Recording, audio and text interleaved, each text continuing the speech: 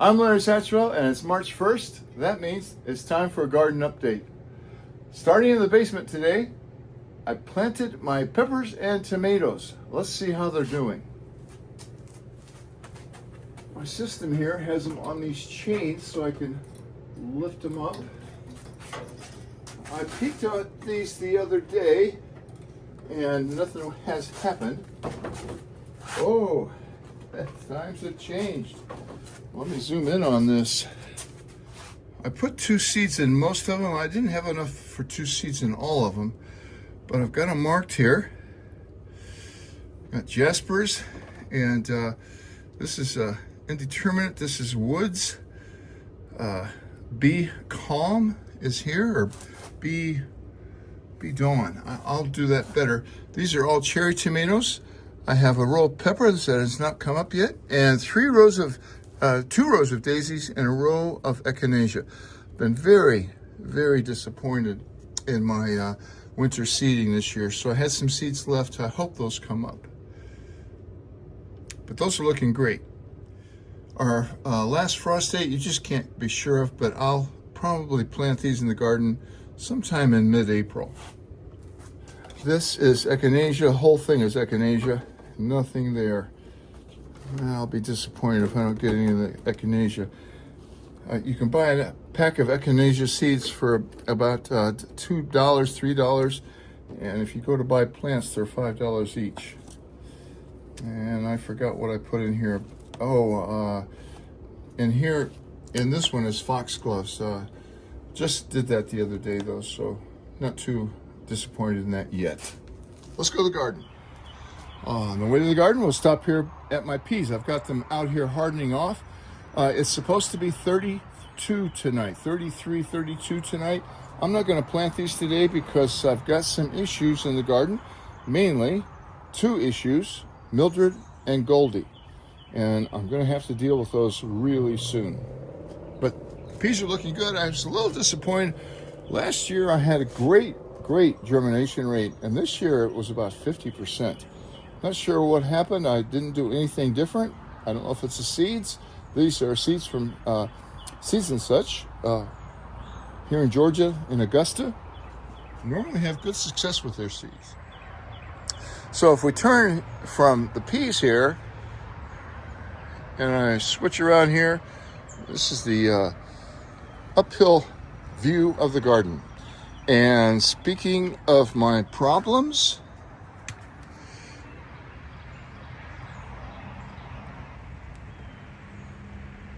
there they are. I'm really have a hard time catching them. Where they roost at night is not accessible to a human, but they're gonna have to be dealt with. You can see she's pulling all the mulch and dirt away from those flowers there. I think that's speedweed right there. And Mildred over here is just delighting herself in all this scratching. Come on, girls, give me a break.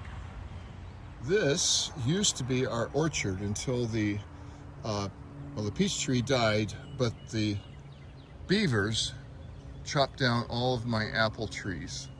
I have 1 pear tree left, and usually the squirrels get it, and we have blueberries up here. But here, a woodpecker back there. The daffodils are really beautiful out here right now. Let's take a walk down on my pollinator garden here. I often refer to it as the perennial garden, but I do put a lot of annuals in here also. The alyssum right up here is blooming. I have a lot of daffodils coming up. This is where I've been working this week. That's why these panels are against the rocks here. I am really excited about the mystery lily up here. That's where those white flags are. They are really looking good. I had, I think, 3 or 4 blooms last year. Looks like I could get lots of blooms this year.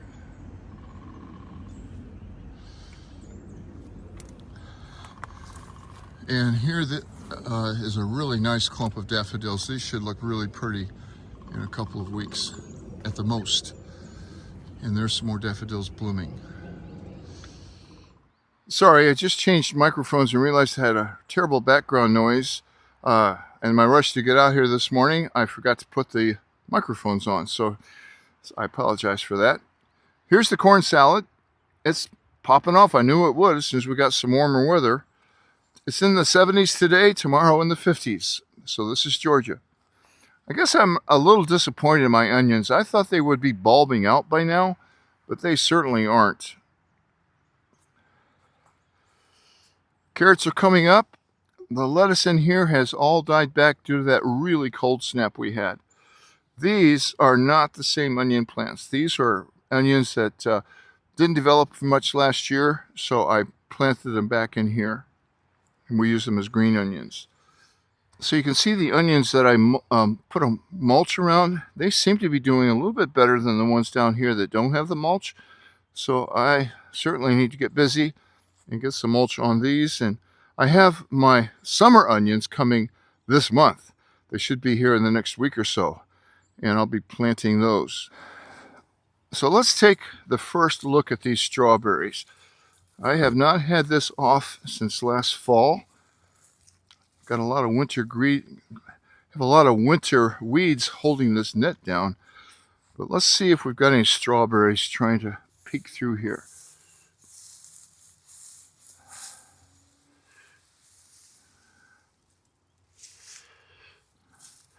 There's one. It's yellow. Here's one. The one on the edge here is doing really well. So this weekend, I'll probably take the mulch off of all of this. The beauty of it is I don't have the winter weeds in here that I normally have. I think I'll use this method again next year. And now for this mulch, the pine needles here, I'll use it over in the garden bed. And I'm thinking about using pine needles up on the perennial hill this year. I have a lot of pre-emergent herbicide up there, so I don't think I'm going to get a lot of weeds right now. I think that the Rebecca I have up there will come up through it. So that'll be a job today to take all this mulch off. So I did get some garden soil, and the same day I got it, Lowe's put it on sale, but it was for 1 cubic foot, and that is 1 square foot, 12 by 12 inches, and 2 inches deep. And look at the price here. This is 1.5 yards of bulk. It was a lot of work, no doubt about it. But this is 1.5 yards of bulk. And if you're a long-time viewer, you know that this was about 8 inches low here this year because of all the manure had melted, composted down into the soil. So I did add this year, and this is $54 worth of topsoil, garden soil, at my local rock yard. I don't need a lot over here. I didn't put a lot over here. That had the more composted horse manure in it last year. So we've got 2 horses. We get about 3 wheelbarrows of manure a day, so it doesn't take long to pile up in places. And I use that. I don't think I'll have to add any dirt in here next year. This is where the peas are going to go, along the wall right here. I've got my fence post already there, and I'll just string the same net I had up last year. But I've got to deal with Goldie and Mildred. That's a different video. And speaking of different videos, this is another video I'll put up next week. I got my bird bath set up here again, and it didn't take long for the bluebirds to find this. We don't have any really hard... Did you see that pine? There was a pine seed that just came down in front of the camera there. We, for the next 10 days or so, don't have any really hard freezes. I don't think we're going to get in the 20s anymore. We might get in the 29, 30 range, but as far as really deep freezes, we're not going to have it. So I put my solar bird bath out here, and the birds have just been enjoying it immensely. So I'm glad I put that out. I'm still trying to find a heater that I like so that I can have it out year round. This is my little test plot to see if it was time to plant lettuce yet. I've got some spinach here, carrots, lettuce, and radishes. Nothing has come up. So I I planted this very sparingly. There's only a few seeds in here, so nothing lost. I can go right on top of here and try it again, and I will do that this weekend. And then this is going to be, this whole bed here is going to be my early spring crops here. Put lettuce in here and carrots and spinach, and this is the bed that gets the least amount of sun because of this big American holly that I love. And we have some huge pine trees over here too. The potato patch, as you can see, nothing's up yet. You can't rush Mother Nature. And this is these are going to be determinate potatoes. You know, I still see on the internet all the time these people planting potatoes in buckets and adding soil, and adding soil. That only works if you have indeterminate potatoes. So you need to find out. It'll say on the label, should say on the label, or you can certainly look it up and Google it.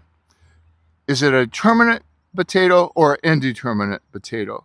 Determinate potatoes, like we grow in the South here, once you plant them, they are not going to keep adding potatoes on top. So nothing's up yet. I will be checking to see if anything is rotted down there, but I don't see any signs. I'll just have to get in here and dig this out, but I don't want to mess up any potatoes that can come up. I'm going to leave you here with my ladies today. The reason these chickens are out here is because we have cinnamon queens, and they are so aggressive. They were killing these two chickens, and we had to get them out of there. The rest of the chickens I sold before they were able to kill them. So with the price of eggs right now, the cinnamon layers are doing great. I mean, they put out, we've got 7 hens in there, and we get 4 to 5 eggs a day.